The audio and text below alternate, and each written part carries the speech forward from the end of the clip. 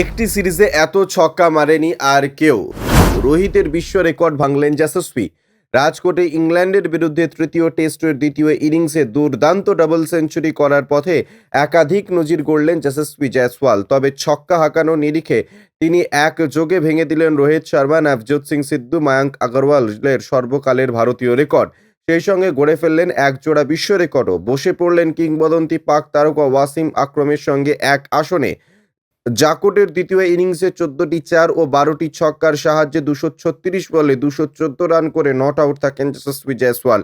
১২টি ছক্কা হাঁকানোর সুবাদে সিধু ও মায়াঙ্কের রেকর্ড ভাঙান যশস্বী। ভারতীয় ব্যাটসম্যানদের মধ্যে একটি টেস্ট ইনিংসে সবথেকে বেশি ছক্কা হাঁকানো ব্যাটসম্যানে পরিণত হন যশস্বী। এর আগে যুগ্মভাবে এই রেকর্ড ছিল সিদ্ধু ও মায়াঙ্কের। ১৯৯৪ সালে শ্রীলঙ্কার বিরুদ্ধে টেস্ট ইনিংসে সিধু ৮টি ছক্কা মারেন। মায়াঙ্ক আগরওয়াল ২০১৯ সালে বাংলাদেশের বিরুদ্ধে টেস্ট ইনিংসে ৬টি ছক্কা হাঁকেন। ইংল্যান্ডের বিরুদ্ধে চলতি টেস্ট সিরিজে এখনও পর্যন্ত ২২টি ছক্কা হাঁকিয়েছেন যশস্বী।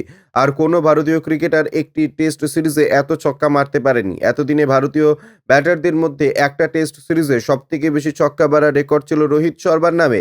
২০১৯ সালে দক্ষিণ আফ্রিকার বিরুদ্ধে টেস্ট সিরিজে হিটম্যান সাকুল্যে ১৯টি ছক্কা মারেন। এবার সেই রেকর্ড নিজের নামে করেন জয়সওয়াল।